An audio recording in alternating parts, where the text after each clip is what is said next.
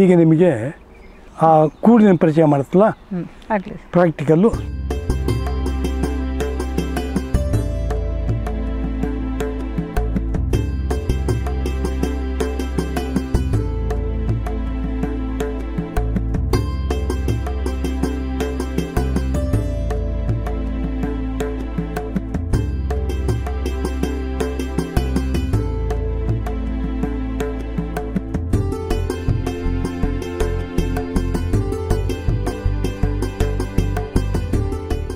ಇದಿಷ್ಟನ್ನು ನಾವು ಜೇನು ಪೆಟ್ಟಿಗೆ ಅಥವಾ ಜೇನಿನ ಮನೆ ಅಂದ್ರೂ ಏನು ತಪ್ಪಿಲ್ಲ. ಇದನ್ನು ಮೇಲಿಂದನ ನಮಗೇನು ಮಳೆ ಗಿಳೆ ಏನೂ ಸಮಸ್ಯೆ ಇಲ್ಲ. ಮೇಲ್ಗಡೆ ತಗಡಿರುತ್ತೆ, ಮಳೆ ಬಂದರೆ ಏನು ತೊಂದರೆ ಆಗೋಲ್ಲ. ಆ ಕಡೆ ಈ ಕಡೆ ಬಿದ್ದು ಹೊಟ್ಟೋಗ್ಬಿಡುತ್ತೆ. ಬಿಸಿಲಿಗೆ ಮಾತ್ರ ತಡೆಯೋಲ್ಲ, ನೆರಳಲ್ಲೇ ಇರಬೇಕು. ತಾವೀಗ ಏನು ಕಷ್ಟಪಡ್ತಿದ್ದೀರಲ್ಲ ಹಾಗೆ ಬಿಸಿಲು ಮಾತ್ರ ಹಂಗಿಲ್ಲ, ತಂಪಾದ ಜಾಗದಲ್ಲೇ ಇಡಬೇಕು. ಅದಕ್ಕೇ ನಾನು ಮಧುವನ ಅಂತ ಹೆಸರಿಟ್ಟಿದ್ದೀನಿ. ನಾನು ಚಂದನ ಮಧುವನ ಅಂತ ನನ್ನ ತೋಟಕ್ಕೆ, ತೋಟದ ಹೆಸರು. ಇಲ್ಲಿ ನನಗೆ ಶಾಮಿಯಾನವೇ ಬೇಕಾಗಿಲ್ಲ, ಇಲ್ಲಿ ಆ ಥರ ಇದೆ. ಇದನ್ನು ಮಾಳಿಗೆ ಅಂತ ಹೇಳ್ತೀವಿ.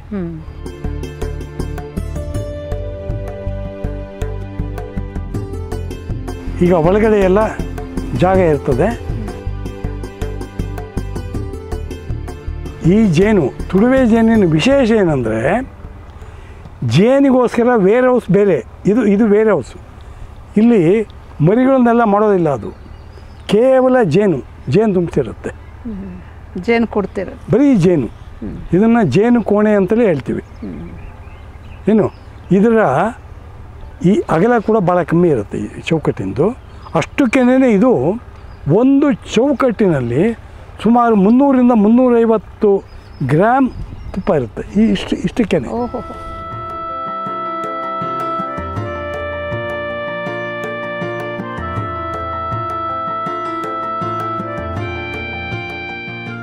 ಅದು ಎಷ್ಟು ಚೆನ್ನಾಗಿ ಕಟ್ಟುತ್ತೆ ನೋಡಮ್ಮದು. ಹೆಕ್ಸಗಾನ್ ಸೆಲ್ಸ್, ಹೆಕ್ಸಗಾನ್ ಸೆಲ್ಸ್, ಒಂದಕ್ಕೊಂದು ಗೋಡೆ, ಒಂದು ಗೋಡೆ ಹೊಂದ್ಕೊಂಡಿರುತ್ತೆ. ಸೆಂಟ್ರ್ನಲ್ಲಿ 4-6 ಮೂಲೆ, ಏನು ಸೆಂಟ್ರ್ನಲ್ಲಿ ಒಂದು ಪಾರ್ಟಿಷನ್ ಬರುತ್ತೆ. ಈ ಕಡೆ ಒಂದು, ಈ ಕಡೆ ಒಂದು. ಅದರ ಒಳಕ್ಕೆ ಎಷ್ಟು ಚೆನ್ನಾಗಿ ತುಂಬಿಸುತ್ತೆ ಅಂದರೆ ಜೇನ್ನ ನೀವು ಹಿಂಗಂದ್ರೂ ಬೀಳಲ್ಲ, ಹಿಂಗಂದ್ರೂ ಬೀಳಲ್ಲ. ಅದು ನಾವು ಅದನ್ನು ಮೇಲೆ ಕಂಪ್ಲೀಟ್ ಸೀಲ್ ಮಾಡುತ್ತೆ ಮೇಣದಲ್ಲಿ. ಆ ಸೀಲನ್ನು ತೆರೆದು ಹರಿತವಾದ ಚಾಕುನಲ್ಲಿ ಅದಕ್ಕೆ ಒಂದು ಚೇನ್ ತೆಗೆಯೋದಕ್ಕೆ ಅಂತ ಒಂದು ಇದು ಬರ್ತದೆ. ಅದೆಲ್ಲ ನಿಮಗೆ ಪ್ರತ್ಯೇಕವಾಗಿ ಮಾಡ್ತೀನಿ. ಈಗ ನಿಮಗೆ ಬರೀ ಇವುಗಳ ಪರಿಚಯವನ್ನು ಅಷ್ಟೇ ಮಾಡಿಸ್ತೀನಿ. ಇದಕ್ಕೆ ಏನಂತ ಹೇಳ್ತೀರಾ ಸರ್? ಇದೆಲ್ಲ ಕೆಲಸಗಾರ ಜೇನುನೊಣಗಳು ಅಲ್ಲ, ಈ ಇದಕ್ಕೆ ಪ್ಲೇಟ್ಸ್ ಅಂತಾರೆ, ಏನು ಹೇಳ್ತೀರಾ? ಇದನ್ನು ಫ್ರೇಮ್ಸ್, ಹನಿ ಫ್ರೇಮ್, ಕೆಳಗಡೆ ಬರೋದು ಬ್ರೂಡ್ ಫ್ರೇಮ್, ಮರಿ ಹುಟ್ಟು. ಇದು ಜೇನು ಹುಟ್ಟು. ಏನು ನಿಮಗೆ ಇದನ್ನು ಕೊಡ್ತೀನಿ, ಏನು ಇವೆಲ್ಲ ಕೆಲಸಗಾರ ಜೇನು.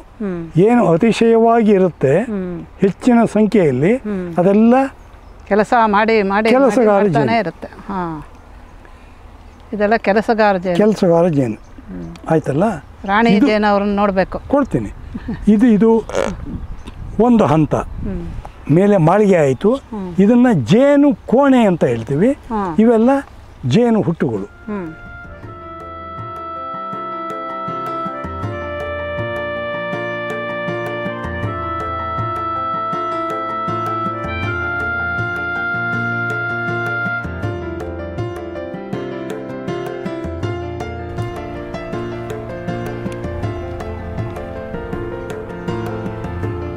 ಮೇಣ, ಜೇನುಮೇಣ.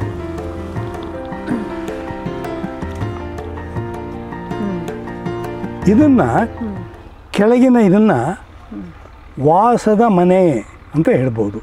ಅದನ್ನು ಸ್ಟೋರ್ ರೂಮ್ ಅಂದರೆ ಇದನ್ನು ವಾಸದ ಮನೆ ಅಂತ. Living room. ಯಾಕೆ ಅಂದರೆ ಇಲ್ಲಿ ಎಲ್ಲ ಇರುತ್ತೆ. ಅಡುಗೆ ಮನೆ ಇರುತ್ತೆ, ಅದಕ್ಕೆ ಬೇಕಾದಂಥ ಸಕ್ಕರೆ, ಕಾಫಿ ಪುಡಿ, ಅಕ್ಕಿ, ಬೆಲ್ಲ ಇರುತ್ತೆ, ಪ್ರಾವಿಷನ್ಸು. ಆಮೇಲೆ ರಾಣಿ ವಾಸ ಇಲ್ಲೇನೆ. ಆಮೇಲೆ ಅದಕ್ಕೆ ಆರೈಕೆ ಮಾಡುವಂಥ ಗವರ್ನೆಸ್ ಅಂದರೆ ವಿಶೇಷ ದಳ.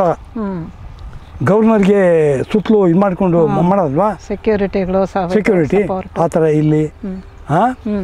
ಮತ್ತು ಎಲ್ಲ ಕೆಲಸಗಾರರೆಲ್ಲ ಇಲ್ಲಿ ಇರುತ್ತೆ. ಇಲ್ಲಿಯ ಕೆಲಸಗಳು ಅದೇ ಒಂದು ದೊಡ್ಡ ಇದು ಅಧ್ಯಯನ ಮಾಡಬೇಕು. ಅಷ್ಟು ಇದು ಅಷ್ಟು ವ್ಯವಸ್ಥಿತವಾಗಿ ಮಾಡುತ್ತೆ. ರಾಣಿ ಜೇನು ಎಷ್ಟಿರುತ್ತೆ ಸರ್? ಅಯ್ಯೋ ಒಂದೇ. ಅಯ್ಯೋ, ಒಂದು ಮನೆಯಲ್ಲಿ ಇಬ್ಬರು ರಾಣಿಯರಿದ್ದರೆ ಕತೆ ಏನೇನೋ ಆಗೋಗ್ಬಿಡುತ್ತಲ್ಲಮ್ಮ.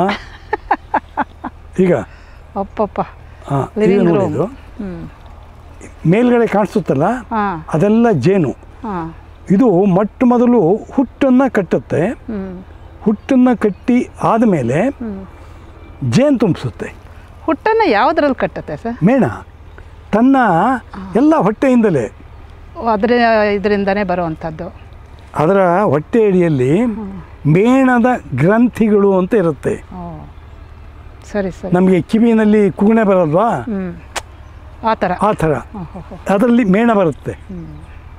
ಆ ಮೇಣವನ್ನು ಬಾಯಿಗೆ ತಗೊಳುತ್ತೆ. ಮೊದಲು ಹೊಟ್ಟೆ ಒಳಗಿಂದ ಬರುತ್ತಲ್ಲ, ಮಧ್ಯದ ಕಾಲಿಂದ ತಗೊಂಡು ಮುಂದಿನ ಕಾಲಿಗೆ ರವಾನಿಸಿ ಅಲ್ಲಿಂದ ಬಾಯಿಗೆ ತಗೊಂಡು ಹೋಗಿ ಬಾಯಲ್ಲಿ ಅದನ್ನೆಲ್ಲ ಜಗದು ಇಟ್ಟಿಗೆಗಳನ್ನಾಗಿ ಮಾರ್ಪಡುತ್ತೆ.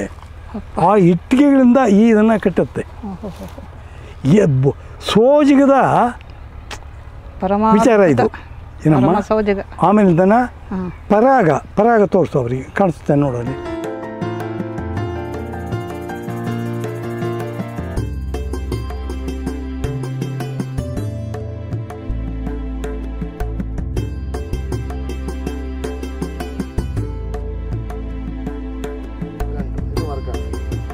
ಗಂಡು ಒಂದು ಹಿಡಿಯಪ್ಪ. ಇರಲಿ ಸರ್, ಬೇಡ. ಈಗ ಗಂಡು ಏನಂದ್ರೆ ಇದಕ್ಕೆ ಚುಚ್ಚೋದಕ್ಕೂ ಶಕ್ತಿ ಇಲ್ಲ, ಪ್ರತಿರೋಧವನ್ನೇ ಮಾಡೋದಿಲ್ಲ ಇದು. ಓ ಜೇನು.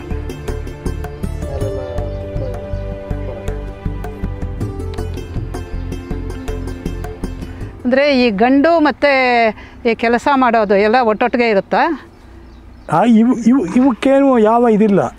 ಒಂದು ರೀತಿಯಲ್ಲಿ ನಾವು ದಾಸಾಯಿಗಳು ಅಂತೀವಲ್ಲ, ಹಂಗೆ ಯಾರ ಮನೆಗೆ ಬೇಕಂದ್ರೆ ಹೋಗ್ಬೋದು, ಎಲ್ಲಿ ಬೇಕಂದ್ರೆ ಹೋಗ್ಬೋದು. ಇವು ಇಲ್ಲಿದಾವಲ್ಲ, ಇವು ಬೇರೆ ಇನ್ನೊಂದು ಗೋಡಿಗೆ ಹೋದ್ರು ಇವಕ್ಕೇನು ಇದಿಲ್ಲ, ಅಡ್ಡಿ ಇಲ್ಲ. ಯಾರಿಗೆ? ಈ ಗಂಡಿಗೆ. ಅದೇನೆ ಕೆಲಸಗಾರ ಜೇನುನೊಣ ಅಥವಾ ರಾಣಿ ಹೋಗಿಬಿಟ್ರೆ ತಕ್ಷಣವೇ ಕೊಂದಾಕ್ಬಿಡುತ್ತೆ. ಹೌದಾ? ಅದೇ ಮನೆಯಲ್ಲೇ ಇರ್ಬೇಕು. ಹೌದಾ? ಇವು ಕೆಲಸಗಾರ ಅಥವಾ ರಾಣಿ ಇನ್ನೊಂದು ಗೂಡಿಗೆ ಹೋಗ್ಬಿಟ್ರೆ ಶತ್ರು. ಈ ಗಂಡಿಗೆ ಮಾತ್ರ ದಾಸಾಯಿಗಳು ಯಾರ ಮನೆಗೆ ಹೋದ್ರೆ. ಅಯ್ಯೋ ಪಾಪವೇ. ನೋಡಿ, ಇದು ಉಂಟಾ? ವಿಚಿತ್ರವಾದ ವಿಚಾರ. ಎಷ್ಟು ವಿಚಿತ್ರ.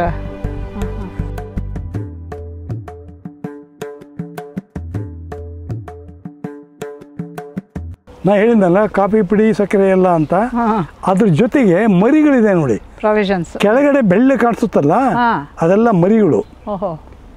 ಅಂದರೆ ಕೋಶದಲ್ಲಿರುವಂಥ ಮರಿಗಳು. ನಿಮಗೆ ಹೈಸ್ಕೂಲ್ನಲ್ಲಿ ಕೀಟಗಳ ಜೀವನ ಚರಿತ್ರೆ ಬಗ್ಗೆ ಸ್ವಲ್ಪ ಓದಿರ್ತೀವಿ. ಹೌದು. ಮೊಟ್ಟೆ, ಮರಿ, ಕೋಶ, ಪ್ರೌಢಾವಸ್ಥೆ. ಹೌದು. ಇದನ್ನೆಲ್ಲ ನಾವಿಲ್ಲಿ ನೋಡ್ತೀವಿ. ಮೇಲೆ ಕಾಣಿಸ್ತಿರೋದೆಲ್ಲ ಪ್ರೌಢಾವಸ್ಥೆಯಲ್ಲಿರುವಂಥ ಇವು. ಕೋಶ ಕಾಣಿಸುತ್ತೆ ಕೆಳಗಡೆ ಇರೋದೆಲ್ಲ. ಆಮೇಲೆ ಮರಿಗಳು, ನೀವು 10 ಮರಿಗಳು ಇದಾವ ನೋಡಿದಲ್ಲಿ. ತೋರಿಸು ಅವ್ರಿಗೆ ಮರಿಗಳನ್ನ ತೋರಿಸು. ಅದು ಸೈಜು ಚಿಕ್ಕದಿರುತ್ತಲ್ಲ. ಅಯ್ಯೋ, ಆರಂಭದಲ್ಲಿ ಇಷ್ಟು ಭಾಳ ಇರುತ್ತೆ ಪುಟಾಣಿ.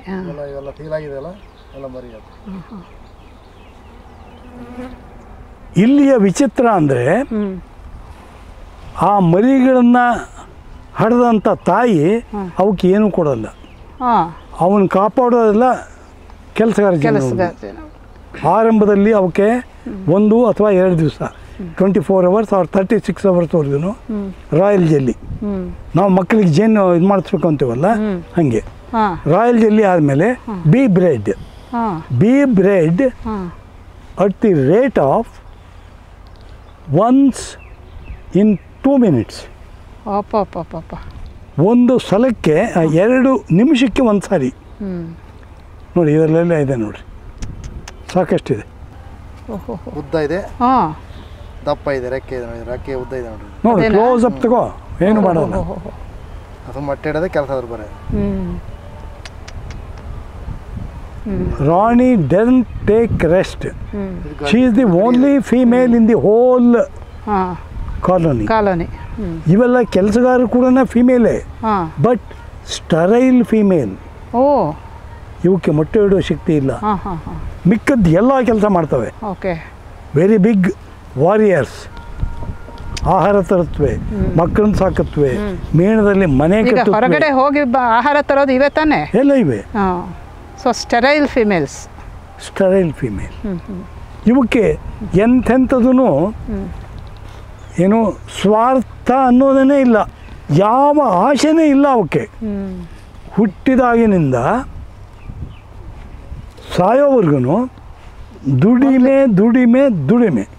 ಕರ್ಮ ಕರ್ಮ ಯೋಗಿ ಅಷ್ಟೇ. ಕರ್ಮಯೋಗ. ಅದೇ ನಮ್ಮ ಗೀತಾಚಾರ್ಯ ಹೇಳೋ ಹಂಗೆ ಅನಾಸಕ್ತ ಕರ್ಮಯೋಗ. ಮೋದಿಯವರಿದ್ದಂಗೆ. ಅಯ್ಯೋ ರಾಮ. ಅಲ್ಲಮ್ಮ, ನನಗೆ ಏನು 4 ಗಂಟೆ 6 ಗಂಟೆ ಆಲೆ ಮಲಿಕೆಬೇಕು, ಇದು ಮಾಡಬೇಕು ಅನ್ಸುತ್ತೆ. 18 ಗಂಟೆ ಅದು ಹೆಂಗಮ್ಮ ಕೆಲಸ ಮಾಡ್ತಾರೆ. ಅಯ್ಯೋ ಇನ್ನೂ ಜಾಸ್ತಿ ಸರ ಮನುಷ್ಯ ಮಾಡೋದು. ಅವ್ರಿಗೆ ಸ್ವಾರ್ಥ ಅಂತೂ ಏನಿಲ್ವಾ? ಖಂಡಿತ. Just like honey bee. ಏನೈತೆ ಸ್ವಾರ್ಥ? ಅವ್ರಿಗೆ ಸ್ವಾರ್ಥ ಇಲ್ಲ ಅನ್ನೋದೇ ಉಳಿದ ಸ್ವಾರ್ಥಿಗಳಿಗೆ ಭಾಳ ಕಷ್ಟ ಕಷ್ಟ ಆಗ್ಬಿಟ್ಟಿದೆ. ಆಗಿಬಿಟ್ಟಿದೆ. ಅದಕ್ಕೋಸ್ಕರ ಮುಗಿ ಬೀಳ್ತಾರೆ, ಅವ್ರನ್ನ ಬೈತಾರೆ, ಅವ್ರನ್ನ ಇನ್ನೇನೇನೋ ಮಾಡ್ತಾರೆ, ವಿದೇಶಿ ಶಕ್ತಿಗಳ ಜೊತೆ ಸೇರಿಕೊಂಡು ಇವರನ್ನು ಹಣಿಯೋಕೆ ನೋಡ್ತಾರೆ, ದೇಶ ದ್ರೋಹದ ಕೆಲಸ ಮಾಡ್ತಾರೆ.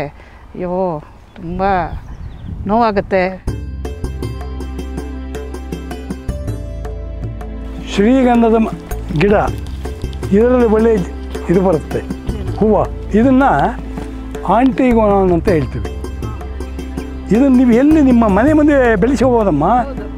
ನಿತ್ಯ ಪುಷ್ಪಿ. ಅದರಲ್ಲಿ ಜೇನಿಗೆ ಬೇಕಾದಂಥ ಎಲ್ಲ ಆಹಾರ ಇರುತ್ತೆ. ಯಾವುದೇ ಸಸ್ಯಕ್ಕೆ ಏನು ಜೇನಿನ ಪರಾಗಸ್ಪರ್ಶ ಎಷ್ಟು ಅವಶ್ಯಕ ಅನ್ನೋದಕ್ಕೆ. ನನಗೆ ಮೊದಲಿಗಿಂತಲೂ ಈಗ ಸ್ವಲ್ಪ ಧೈರ್ಯ ಜಾಸ್ತಿ ಆಗಿದೆ. ಈ ಹಿಪ್ಪೆ ಮರದ್ದು ವಿಶೇಷ ಏನಂದರೆ ಈ ಕಲ್ಲಿಗಿಂತಲೂ ಗಟ್ಟಿ. ಇದನ್ನು ಕುಯ್ಯೋದಕ್ಕೆ ಹೋದರೆ ಆ ಬ್ಲೇಡ್ಗಳೇ ಚಕ್ ಚಕ್ ಅಂತ ಹೋಗ್ಬಿಡ್ತವೆ, ಅಷ್ಟು ಸ್ಟ್ರಾಂಗ್ ಇದು. ಮತ್ತು ನಮಗೆ ಒಳ್ಳೆ ಜೇನು ಮರ, ಜೇನಿಗೆ ಅದ್ಭುತ ಇದೆ ಹಿಪ್ಪೆ ಮರ. ಇದು ಸಾಲಿಗಿದೆ, ಆಮೇಲೆ ಒಳ್ಳೆ ವಿಂಡ್ ಬ್ರೇಕ್.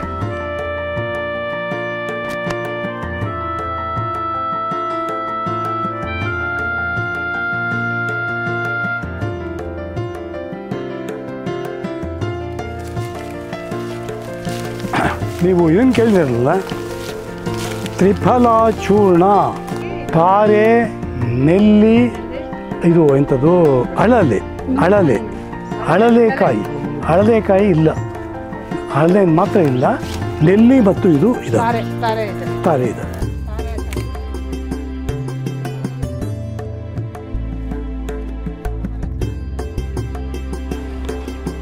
ಅಂಜೂರ ಬಹಳ ಇದಾದ್ದು. ಹತ್ತಿ ಮರ ಹೆಮ್ಮರ. ಇದು ಈ ಹತ್ತಿ ಹಣ್ಣನ್ನು ಜೇನಲ್ಲಿ ಎತ್ಕೊಂಡು ತಿಂದುಬಿಟ್ರೆ ಅಂದರೆ ಆ ದಿವಸದ ಮಟ್ಟಿಗೆ ಅಥವಾ ಮುಂದಿನ ದಿವಸ ನೀವು ಇದನ್ನು ಬಿಟ್ಬಿಡ್ಬೇಕು ಊಟನ. ಬರೀ ದ್ರವ ಆಹಾರ ತೊಗೋಬೇಕು. ಇದನ್ನು ತೊಗೊಂಬಿಟ್ರೆ ನಿಮ್ಮ ಹೊಟ್ಟೆ ಕಂಪ್ಲೀಟ್ ಈ ಇದನ್ನು ಹಾಕಿ ಕ್ಲೀನ್ ಮಾಡ್ದಂಗೆ ಆಗಿಬಿಡುತ್ತೆ.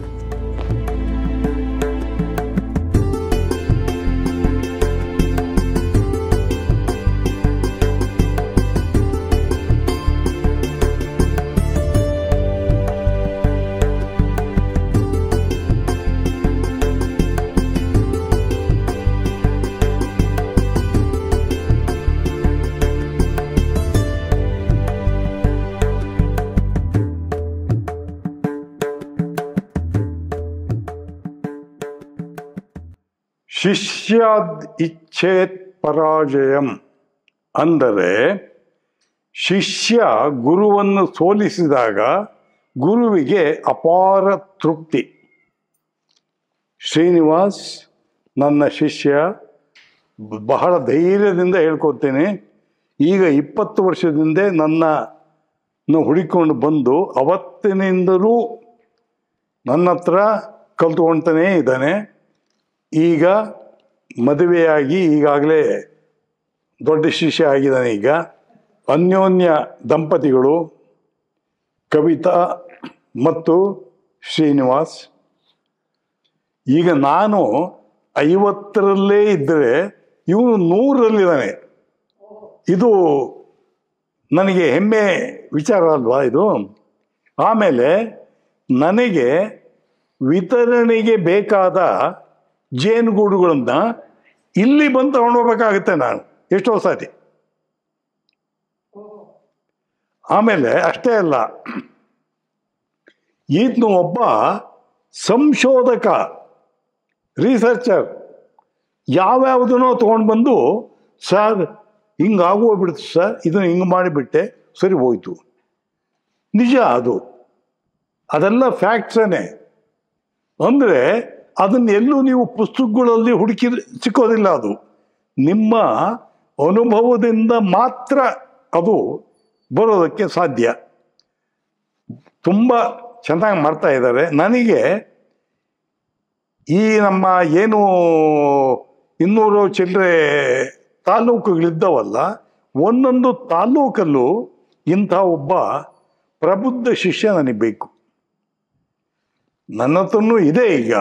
ಆದರೆ ಇಷ್ಟು ಅವಲಂಬಿಸಬಲ್ಲಂಥ ಶಿಷ್ಯರು ಕಡಿಮೆ, ಆದರೂ ಅಡ್ಡಿ ಇಲ್ಲ.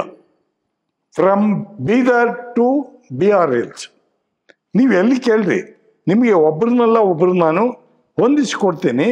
ಆದರೆ ನಿಮಗೆ ಅವರಿಂದ ಸಿಕ್ಕುವಂಥ ಸೇವೆ ಪರಿಪೂರ್ಣ ಅಂತ ನನ್ನ ಕೈಲಿ ಆಗಲ್ಲ. ಇಲ್ಲಿಗಾದರೆ ಧೈರ್ಯವಾಗಿ ಕಳಿಸಿಕೊಡ್ತೀನಿ. ಇಂಥವ್ರು ಇದ್ದಾರೆ, ಸಾಕಷ್ಟು ಇದ್ದಾರೆ. ಆದರೆ ನನಗಿನ್ನೂ ತೃಪ್ತಿ ಸಾಲದು. ಪ್ರತಿಯೊಂದು ತಾಲೂಕಿಗೂ ಒಬ್ಬೊಬ್ಬರು ಒಳ್ಳೆ ಇವರು ಬರಬೇಕು. ನೀವು ಈಗ ಇವ್ರ ಬಾಯಲ್ಲೇ ಕೇಳಿದರೆ ಅವ್ರಿಂದ ನಿಮಗೆ ಒಳ್ಳೆ ಇದು ಸಿಗುತ್ತೆ. ನಾನು ಜೇನು ಕೃಷಿ ಸ್ಟಾರ್ಟ್ ಮಾಡೋಕ್ಕೆ ಮುಂಚೆ ನಮ್ಮ ಶಾಂತವೀರಯ್ಯರು ನಮ್ಮ ಗುರೂಜಿ, ಅವರಿಂದನೇ ನಾನು ಈ ಜೇನು ಕೃಷಿಗೆ ಬಂದೆ. ಜೇನು ಕೃಷಿ ನಾನು 20 ವರ್ಷದಿಂದ ಮಾಡ್ತಾ ಇದ್ದೀನಿ. ಇದಕ್ಕೆ ಕಾರಣ ನಮ್ಮ ಗುರೂಜಿಯ ಶಾಂತವೀರಯ್ಯವರು. ಜೇನು ಕೃಷಿ ಮಾಡಿದ ಮೇಲೆ ನಮಗೆ 20ರಿಂದ 25% ಇಳುವರಿ ಹೆಚ್ಚಾಗಿದೆ. ನಮ್ಮ ಬ್ರದರ್ ಅವರು ಜಮೀನಿಗೂ ನಮ್ಮ ಜಮೀನಿಗೂ ಟ್ಯಾಲಿ ಮಾಡಿದರೆ 20 to 25% ಇಳುವರಿ ಜಾಸ್ತಿ ಆಗಿದೆ. ಆಮೇಲೆ ಇದರಿಂದ ವರ್ಷಕ್ಕೆ ನಾನು 3ರಿಂದ 4 ಲಕ್ಷ ಆದಾಯ ತಗೊತಿದ್ದೀನಿ. ಕುಟುಂಬ ವಿಭಜನೆ ಮಾಡಿ ನಮ್ಮ ಗುರುಗಳಿಗೆ ನಾನು ಕೊಡ್ತಾ ಇದ್ದೀನಿ. ಮತ್ತು ಇದರಿಂದ ನನಗೆ ತುಪ್ಪ ವರ್ಷಕ್ಕೆ ಒಂದು 20ರಿಂದ 30 kg ತುಪ್ಪ ಸಿಗ್ತಿದೆ. ಇದರಿಂದ ನಾನು ತುಂಬ ಲಾಭ ಪಡ್ಕೊತಿದ್ದೀನಿ. ಆದರೆ ಕಷ್ಟ ಇಲ್ಲದಂಗೆ ಯಾವುದೂ ಮಾಡೋಕ್ಕಾಗಲ್ಲ. ಶ್ರಮ ಇರಬೇಕು, ಶ್ರಮದಿಂದ ಫಲ ಇದೆ, ತಕ್ಕಂಗೆ ಫಲ ಇದೆ. ಇದಕ್ಕೆ ಸಪೋರ್ಟ್ ಪೂರ ನಮ್ಮ ಮನೆಯವರು.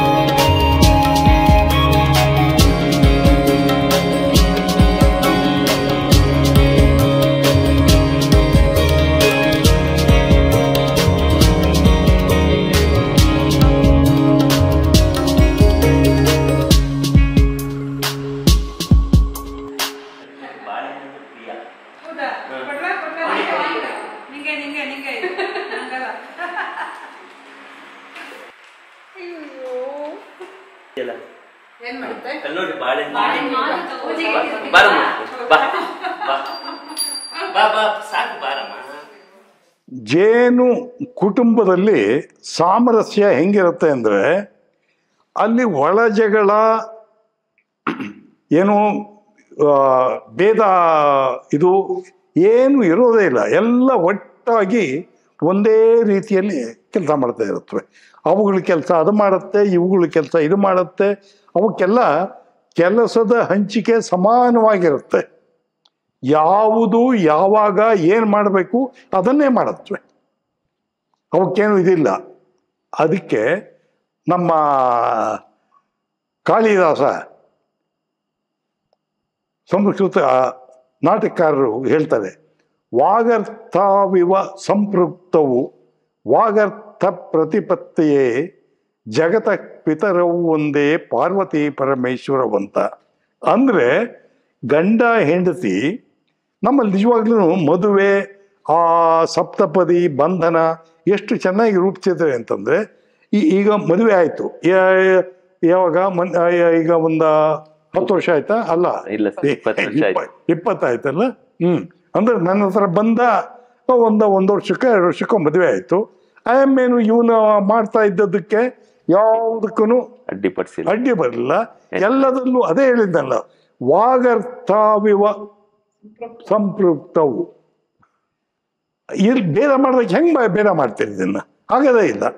ಹಾಗೆ ಇಬ್ಬರೂ ನಾನು ಇಷ್ಟು ದಿವಸ ನೋಡ್ತಾ ಇದ್ದೀನಿ, ನಾನು ಇಬ್ಬರಲ್ಲೂ ಯಾವುದೇ ರೀತಿಯ ಏನು ವಿಭಿನ್ನ ಅಭಿಪ್ರಾಯಗಳೇ ಇಲ್ಲ. ಜೊತೆಗೆ ಇವರ ತಾಯಿ ಅಯ್ಯಮ್ಮನು ಬಹಳ ಕಷ್ಟಪಟ್ಟು ಇದನ್ನು ಇವರಿಗೆ ಆಶೀರ್ವಾದ ಮಾಡಿದ್ದಾಳೆ, ತನ್ನ ಇದನ್ನು ಮಾಡಿಕೊಟ್ಟಿದ್ದಾರೆ. ಇಂಥ ಶಿಷ್ಯರು ಇದ್ದಾರೆ ನನಗೆ. ಇಲ್ಲಿ ಹೊಳಲ್ಕೆರೆಯಲ್ಲಿ ಮತ್ತೊಬ್ಬರು ಇದ್ದಾರೆ, ಹೊಸದುರ್ಗದಲ್ಲಿದ್ದಾರೆ, ಚಿತ್ರದುರ್ಗ ಇದ್ದಾರೆ. ನಾನು ಚಿತ್ರದುರ್ಗದಲ್ಲಿ ರಾಮ್ ಕಿರಣ್ ಅಂತ LIC ಡಿವಿಷನಲ್ ಆಫೀಸರ್, ಆತನಿಗೆ ಫೋನ್ ಮಾಡಿ ಹೇಳಿದರೆ ಯಾರ ಮನೆಗೆ ಬೇಕಂದ್ರೂ ತನ್ನ ವೆಹಿಕಲ್ ತಗೊಂಡೋಗಿ ಅವರಿಗೆ ಬೇಕಾದ ಸರ್ವಿಸ್ ಕೊಟ್ಟು ಬರ್ತಾರೆ. ಅದನ್ನು ನಾವು ಹೆಚ್ಚಿಗೆ ಉಪಯೋಗ ಮಾಡ್ಕೊಳಕ್ಕಾಗಲ್ಲ. ಈ ಸೀಮಿತ ಅವಕಾಶವನ್ನು ಅವರು ಬಳಸ್ಕೊತಾರೆ. ಅಂದರೆ ಇದ್ದಾರೆ. ಹಾಗೆ ಮೊಳಕಾಲ್ಮೂರು, ಚಳ್ಳಕೆರೆ, ನನ್ನ ಎಲ್ಲ 6 ತಾಲೂಕುಗಳಲ್ಲೂ ಕನಿಷ್ಠ ಒಬ್ಬೊಬ್ಬರನ್ನಾದರೂ ಇಟ್ಕೊಂಡಿದ್ದೀನಿ. ಇನ್ನೂ ಜಾಸ್ತಿನೇ ಇದ್ದಾರೆ. ಯಾರಿಗೆ ಏನು ಸವಲತ್ತು ಬೇಕಾಗುತ್ತೆ ಪಕ್ಕದಲ್ಲಿ. ಇಲ್ಲಿ ಬಂದರೆ ನೋಡ್ರಿ, ಅಲ್ಲಿ ಅಕ್ಷಯ ಫುಡ್ ಪಾರ್ಕ್ ಹಾದಿಯಲ್ಲಿ ಒಂದು ದೊಡ್ಡ ಮಹಲ್ ಕಾಣಿಸುತ್ತೆ. ಅಲ್ಲಿ ಸೀದಾ ಹೋಗಿಬಿಡ್ರಿ, ಶ್ರೀನಿವಾಸ್ ಅಂತ ಕೇಳ್ರಿ, ನನ್ನ ಹೆಸರು ಹೇಳ್ರಿ, ನಿಮಗೆ ಬೇಕಾದ ಸವಲತ್ತೆಲ್ಲ ಸಿಗುತ್ತೆ. ಎಷ್ಟೋ ಜನ ನನಗೆ ಹೇಳ್ದಲೇ ಬರ್ತಾರೆ ಇಲ್ಲಿ, ಅಯ್ಯೋ ಬಿಟ್ಕೊಳ್ಳಲ್ಲ ಇತ್ತು ನಾವು, ನಮ್ಗೆ ಯಾರು ಗೊತ್ತಿಲ್ಲ ಅಂತಾನೆ. ಆಮೇಲೆ ಇಲ್ಲ ಕಣಯ್ಯ ನಾನೇ ಕಳಿಸಿದ್ದು ಅಂದಮೇಲೆ ಒಳಗೆ ಬಿಟ್ಕೊಂಡು ಅವ್ರಿಗೆ ಬೇಕಾದ ಸರ್ವಿಸ್ ಎಲ್ಲ ಕೊಟ್ಟು ಕಳಿಸ್ತಾನೆ.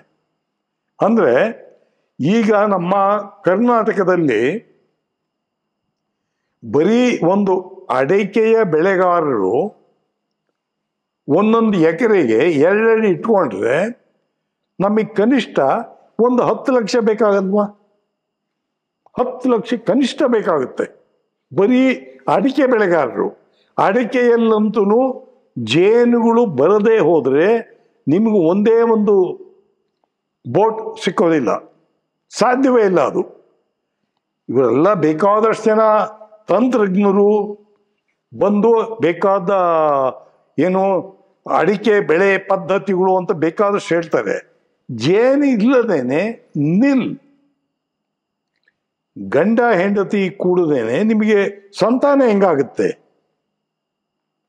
ಇದನ್ನು ಯಾರು ಹೇಳೋದೇ ಇಲ್ಲ. ಇದನ್ನು ಇಷ್ಟೇ ಅಲ್ಲ, ನಮ್ಮ ಜೇನಿಗೆ ಎಷ್ಟು ಪ್ರಾಮುಖ್ಯತೆ ಇದೆ ಅಂದರೆ, ಈಗ ಈತನ ಬಿಟ್ಬಿಡ್ರಿ, ಈತನ ಜಮೀನು, ಈತನ ಭಾಳ ಕೆಲಸಗಳು ಈತನಿಗೆ. ಯಾರಿಗಾದ್ರೂ ಒಂದು 100 ಪೆಟ್ಟಿಗೆಯಲ್ಲಿ ಇಟ್ಕೊಂಡು ಜೀವನ ಮಾಡೋ ಅಂದರೆ ಧಾರಾಳವಾಗಿ 20,000 ರಿಂದ 30,000 ರೂಪಾಯಿ ತಿಂಗಳಿಗೆ ತಗೊಂಡು ಒಬ್ಬ ರೈತನಿಗೆ ತಿಂಗಳ 20,000 ರೂಪಾಯಿ ಬಂದ್ರೆ ಸಾಧ್ಯನ್ರಿ? ತುಂಬ ಚೆನ್ನಾಗಿ ಜೀವನ ಮಾಡ್ಬೋದು.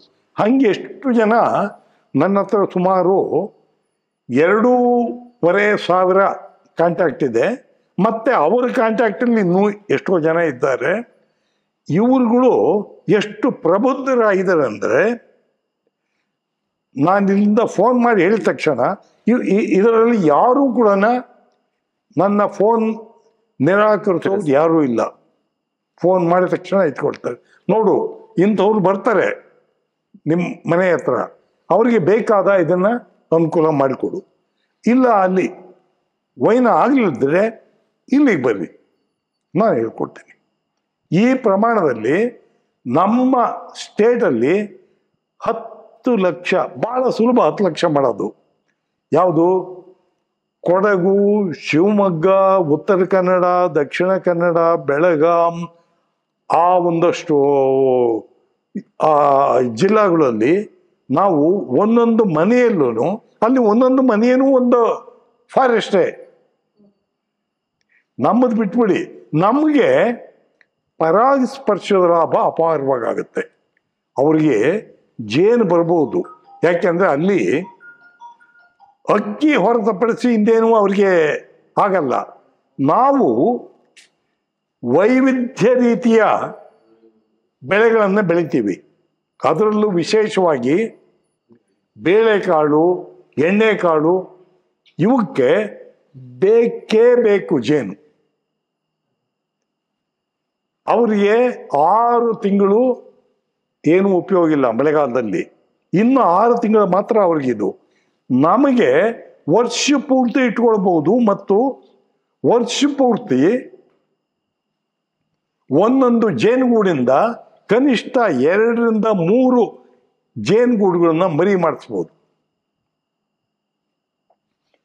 ಇದನ್ನ ಎರಡನ್ನು ಪಶ್ಚಿಮ ಪೂರ್ವ ಹೊಂದಾಣಿಕೆ ಮಾಡಿಬಿಟ್ರೆ ನಮ್ಮ ರಾಜ್ಯದಲ್ಲಿರುವಂಥ ಎಲ್ಲ ಸಂಪನ್ಮೂಲಗಳನ್ನು ಬಳಸಿಕೊಂಡ್ರೆ ನಮಗೆ ಇದು ಒಂದರಲ್ಲೇ ರೈತರ ಆದಾಯವನ್ನು ದ್ವಿಗುಣಗೊಳಿಸೋದಕ್ಕೆ ಸಾಧ್ಯ ಆಗುತ್ತೆ. ಯಾತಕ್ಕೆ ಅಂದರೆ ಬೇರೆ ದೇಶಗಳಲ್ಲಿ ಇಷ್ಟೊಂದು ಉತ್ಪಾದನೆ ಇಲ್ಲ, ಸಾಧ್ಯ ಇಲ್ಲ. ನಮ್ಮಲ್ಲಿರುವಂಥ ಕ್ಲೈಮ್ಯಾಟಿಕ್ ರಿಸೋರ್ಸಸ್, ಹವಾಮಾನಗಳು ಬೇರೆ ಕಡೆ ಇಷ್ಟು ಸಮೃದ್ಧವಾಗಿಲ್ಲ. ನಮ್ಮಲ್ಲಿ ಅದೂ ಇದೆ, ಇದೂ ಇದೆ.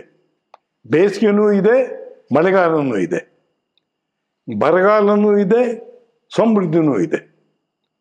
ಆದ್ದರಿಂದ ಇಲ್ಲಿ ನಾವು ಎಲ್ಲ ಸಮಯದಲ್ಲೂ ನಾವು ಜೇನುಗಳನ್ನ ಸರಿಯಾದ ಪ್ರಮಾಣದಲ್ಲಿ ಉಪಯೋಗಿಸ್ಕೊಂಡ್ಬಿಟ್ರೆ,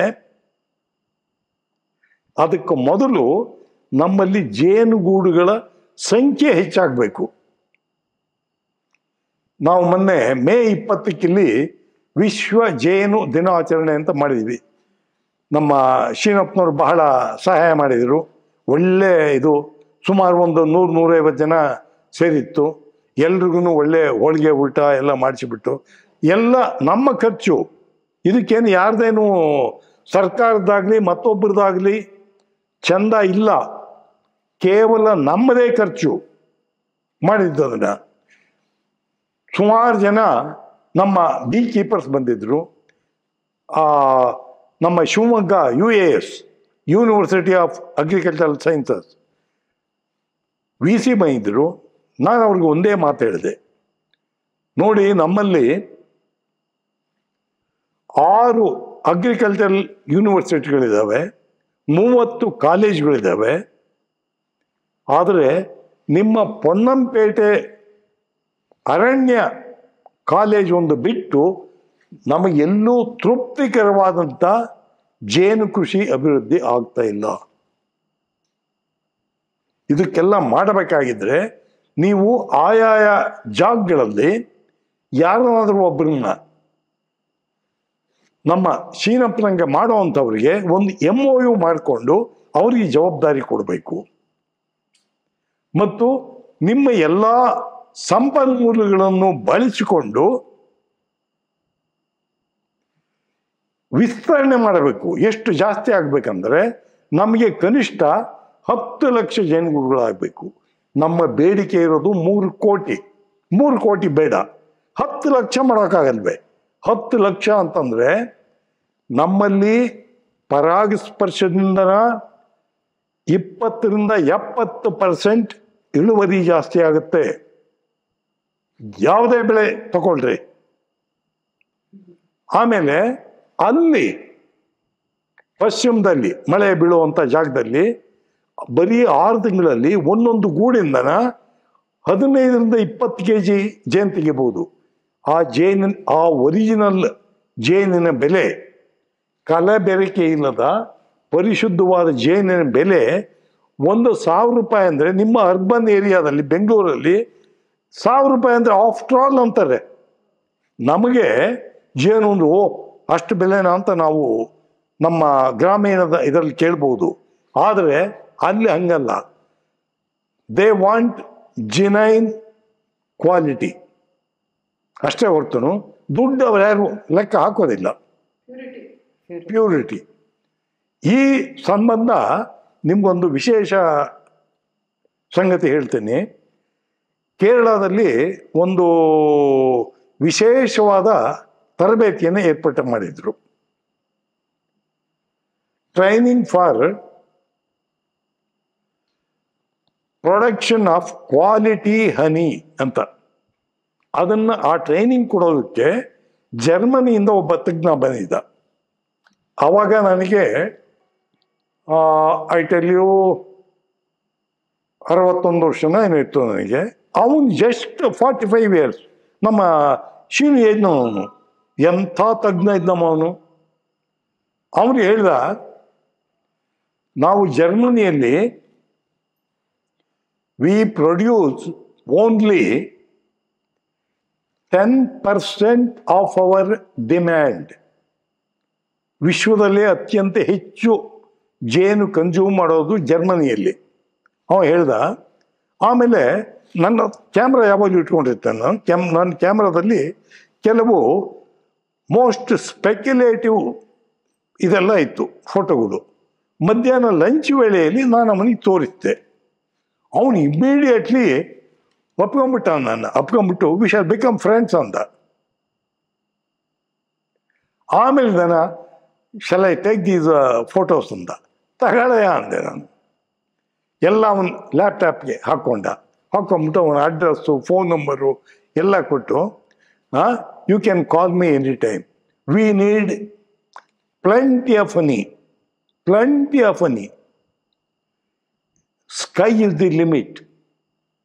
That too, your Serena honey, we are highly pleased.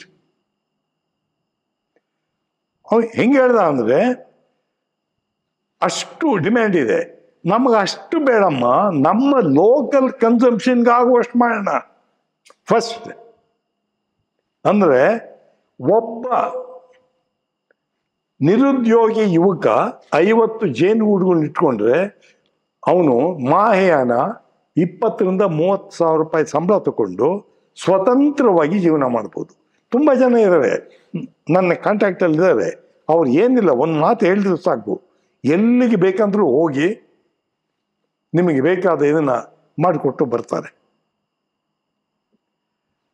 ಇದು ನಮ್ಮ ಜೇನಿಗಿರುವಂಥ ಶಕ್ತಿ. ಇದನ್ನ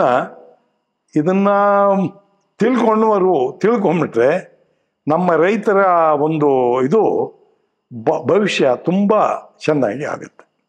ಶಾಂತವೀರಯ್ಯನವರೇ, ತಾವು ಸಾಕಷ್ಟು ಕೃಷಿ, ಅದರಲ್ಲೂ ಜೇನು ಕೃಷಿಯ ಬಗ್ಗೆ ಹೇಳಿದ್ರಿ. ಅದರಿಂದ ಎಷ್ಟೆಷ್ಟು ಆದಾಯನ ಪಡ್ಕೋಬೋದು ಅಂತ ನೀವು ಹೇಳೋದನ್ನು ಕೇಳಿದ್ರೆ, ನಮ್ಮ ಜನ ಅದನ್ನು ಸರಿಯಾಗಿ ಪರಿಪಾಲಿಸಿದ್ದೆ ಆದರೆ ಬಹುಶಃ ನಿರುದ್ಯೋಗ ಸಮಸ್ಯೆ ಅಂತ ಇರೋದಕ್ಕೆ ಸಾಧ್ಯವಿಲ್ಲ, ಅಷ್ಟರ ಮಟ್ಟಿಗಿದೆ. ಆದರೆ ಒಂದು ವಿಚಾರನೂ ನಾವಿಲ್ಲಿ ಗಮನದಲ್ಲಿ ಇಟ್ಕೊಂಡು, ಯಾರು ಜೇನು ಕೃಷಿ ಮಾಡೋದಕ್ಕೆ ಹೋಗ್ತಾರೆ ಅವ್ರಿಗೆ ಒಂದು ಸಲಹೆ ಕೊಡ್ಬೋದಾ?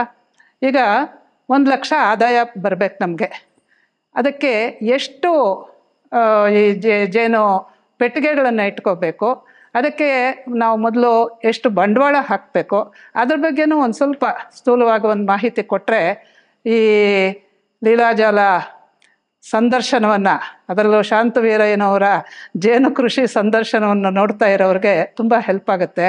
ನಿಮ್ಮ ಫೋನ್ ನಂಬರು ಕಾಂಟ್ಯಾಕ್ಟ್ ಎಲ್ಲನೂ ನಾನು ನಮ್ಮ ಲೀಲಾಜಾಲದಲ್ಲಿ ಹಾಕ್ತೀನಿ. ಬಹುಶಃ ನಿಮ್ಮನ್ನು ಜನ ಕೇಳ್ತಾರೆ. ಅದಕ್ಕೆ ಅವ್ರು ಕೇಳಿ ಅವ್ರಿಗೆ ಹೇಳೋದಕ್ಕೆ ಮೊದಲು ನೀವು ನನಗೆ ಒಂದು ಮಾತು ಹೇಳಿಬಿಡಿ, ಎಷ್ಟು ಬಂಡವಾಳ ಹಾಕಬೇಕಾಗತ್ತೆ, ಎಷ್ಟು ದಿವಸದಲ್ಲಿ ನಾವು ಆ ಬಂಡವಾಳನ ವಾಪಸ್ ಪಡಿಬಹುದು? ನಿರುದ್ಯೋಗ ನಿವಾರಣೆಗೆ ಸಿದ್ಧ ಉಪಾಯ ಅಂದರೆ ಜೇನು ಸಾಕಾಣಿಕೆ. ಇದಕ್ಕೆ ಬಂಡವಾಳ ಏನು ಅಂತ ಕೇಳಿದಿರಿ, ಸ್ವಾರಸ್ಯವಾಗಿದೆ. ನಮ್ಮಲ್ಲಿ ಲೆಕ್ಕ ಹೆಂಗಂದ್ರೆ ಜೇನು ಸಾಕಾಣಿಕೆನಲ್ಲಿ 2 - 2 ಏನು ಹೇಳ್ತೀರಿ ಎಲ್ಲ 0. ನಮ್ಮದು ಹಂಗಲ್ಲ, 2 - 2 2. ಓ, ಇಂಥ ಅದ್ಭುತವಾದಂಥ ಲೆಕ್ಕ ಮಾಟ ನಿಮ್ಮ ಕೈಲಿ ಆಗುತ್ತಾ ನೋಡೋದಕ್ಕೆ? ಏನಾಗುತ್ತೆ ಅಂದರೆ, ನೀವು ಕೇವಲ 10 ಜೇನುಗೂಡುಗಳಿಗೆ 45,000 ರೂಪಾಯಿ ಆಗುತ್ತೆ.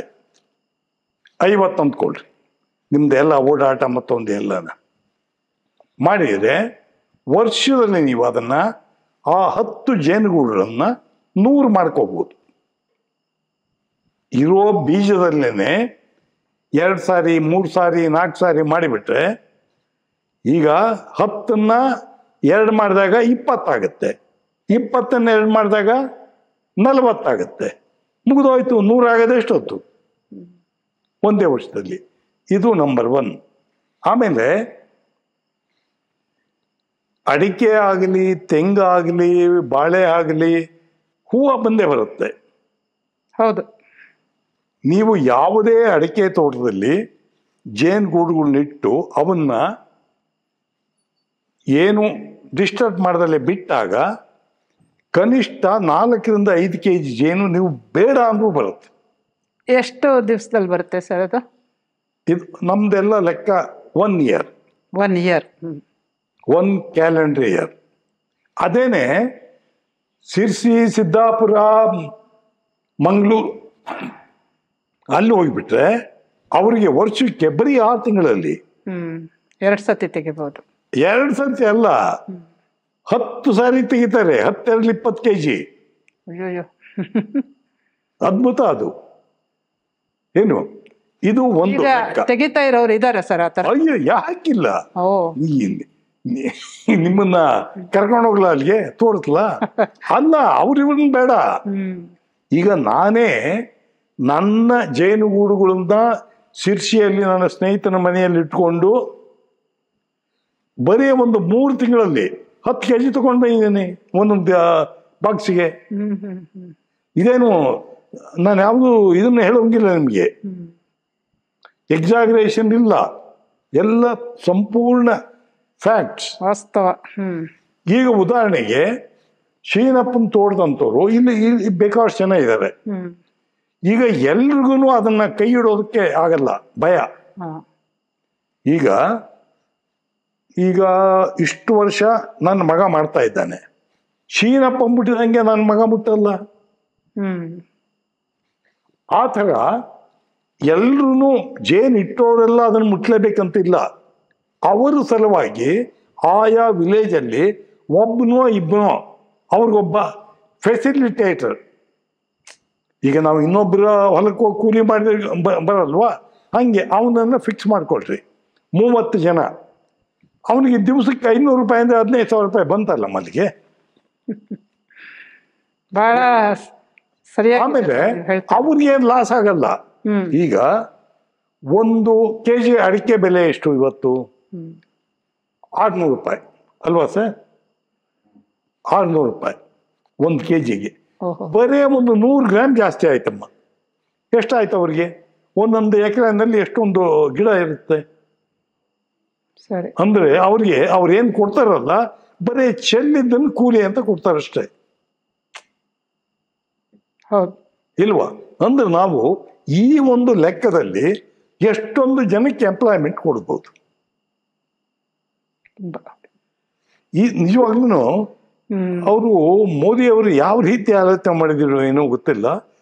ಅವರು ಪ್ರಧಾನಿ ಪಟ್ಟಕ್ಕೆ ಬಂದ ತಕ್ಷಣ ಇದನ್ನು ಹೇಳಿದ್ರಲ್ಲಮ್ಮ, ಹೌದು, ಆಶ್ಚರ್ಯ ಆಗುತ್ತೆ ನನಗೆ ಇವತ್ತು. ಇದನ್ನ ಇವತ್ತಿಗೂ ನಮ್ಮ ಕೈಲಿ ಇನ್ನೂ ಜಾರಿ ಮಾಡೋಕ್ಕಾಗ ಜಾರಿ ಮಾಡಿಲ್ಲ. ಸರ್, ಇದರಲ್ಲಿ ನೀವು ಬೆಳಗ್ಗೆನೂ ಹೇಳಿದ್ರಿ ಮೋದಿಯವರು ಬಂದ ತಕ್ಷಣವೇ ಇದನ್ನು ಹೇಳಿದ್ರು ಅಂತ. ಈ ಜಾರಿ ಮಾಡಬೇಕಾದವ್ರು ಯಾರು? ಇದೆಲ್ಲ ಸರ್ಕಾರದ ನಮ್ಮ ಬ್ಯೂರೋಕ್ರಸಿ ಅನ್ನೋದು ಮೇಲಿಂದ ಕೆಳಗಿನವರೆಗೂ ಇವರು ಕೃಷಿ ಜಾರಿ ಮಾಡಬೇಕಾದ್ರೆ ಯಾರು ಅಂದ್ರೆ ಮಾಡಬೇಕಾದವರು ಇದಕ್ಕೆ ಸಂಬಂಧಪಟ್ಟಂತ ಕಾರ್ಯಾಂಗದ ಅಧಿಕಾರಿಗಳು, ಕಾರ್ಯಾಂಗ, ಇದಕ್ಕೆ ಸಂಬಂಧಪಟ್ಟಂತೆ ಶಾಸಕಾಂಗ ಅವರು ಇಂಪಾರ್ಟೆನ್ಸ್ ಕೊಟ್ಟಲ್ವಾ? ಇವರು ಕೈಯಾಡಿಸೋದು ಅಲ್ವೇ? ಇಲ್ವಾ? ಏನಮ್ಮ ಇವ್ರುಗಳಿಗೆ ಅರ್ಥನೇ ಆಗಲ್ವೇ? ಯಾರು ಹೇಳಬೇಕು? ನಾನು ನಿಮ್ಗೆ ಬೇಜಾರಾಗ್ಬೋದು, ಒಂದು ಇದನ್ನು ಹೇಳ್ತೀನಿ. ಈ ರೈತರ ಆದಾಯವನ್ನು ದ್ವಿಗುಣಪಡಿಸುವಾಗ ಒಂದು ಕಮಿಟಿ ಅಂತ ಮಾಡಿದರು ಬೊಮ್ಮಾಯಿ ಸರ್ಕಾರ.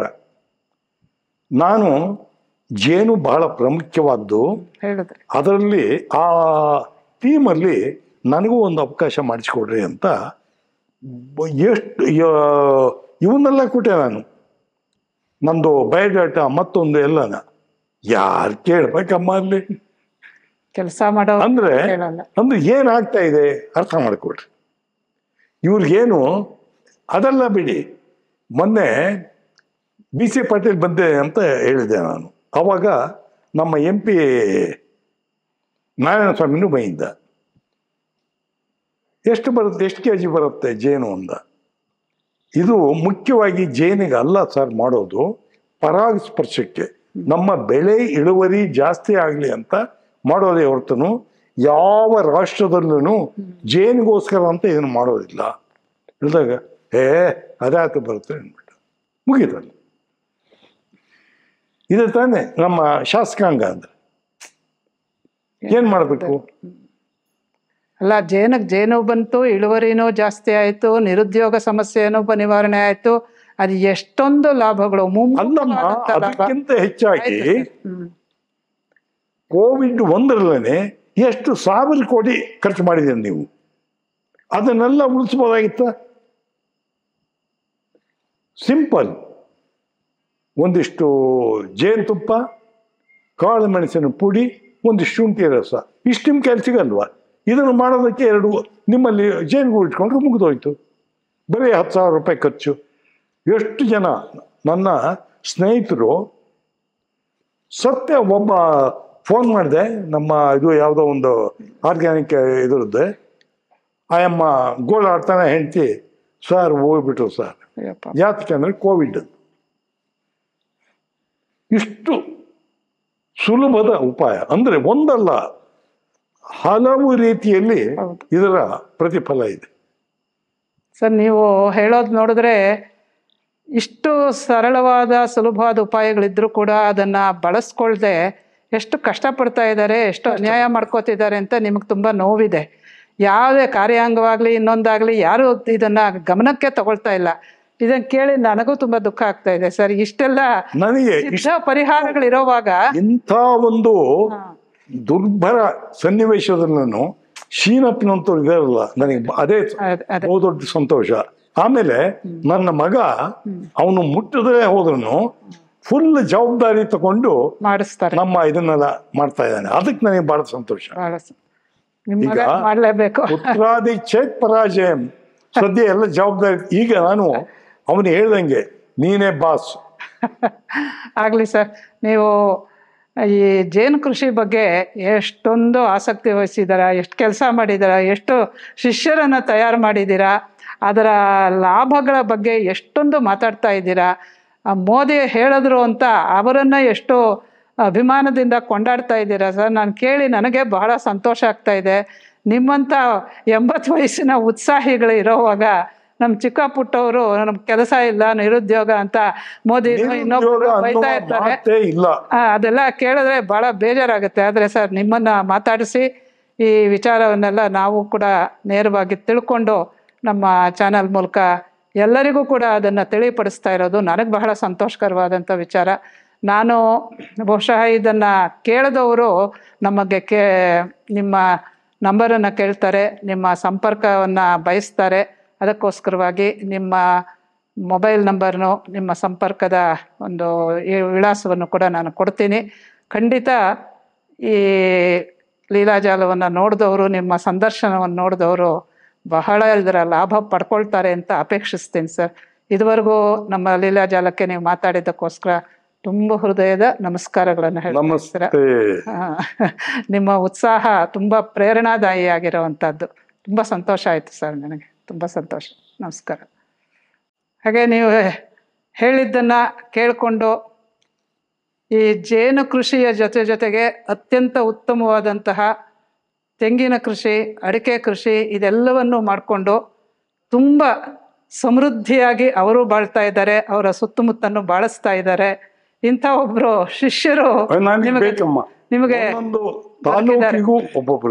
ಅವರನ್ನು ನೋಡಿ ಅವರನ್ನು ಮಾತಾಡಿಸಿ ಕೂಡ ನಮಗೆ ಬಹಳ ಸಂತೋಷ ಆಯಿತು. ಅವರು ಈ ಜೇನು ಕೃಷಿನ ಬಹಳ ಗಂಭೀರವಾಗಿ ತಗೊಂಡು ತುಂಬ ಚೆನ್ನಾಗಿ ಮಾಡ್ತಾ ಇದ್ದಾರೆ. ಅದರಿಂದ ಅವ್ರಿಗೂ ಕೂಡ ಅಭಿನಂದನೆಯನ್ನು ಹೇಳ್ತಾ, ಅವರ ಶ್ರೀಮತಿ ಕವಿತಾ ಅವ್ರಿಗೂ ಕೂಡ ನಮ್ಮ ಲೀಲಾಜಾಲದ ಪರವಾಗಿ ಹೃತ್ಪೂರ್ವಕವಾದಂಥ ಅಭಿನಂದನೆಗಳನ್ನು, ಅಭಿವಂದನೆಗಳನ್ನು ಎಲ್ಲರಿಗೂ ಸಲ್ಲಿಸ್ತಾ ಇದ್ದೇನೆ ಸರ್. ನಮಸ್ಕಾರ.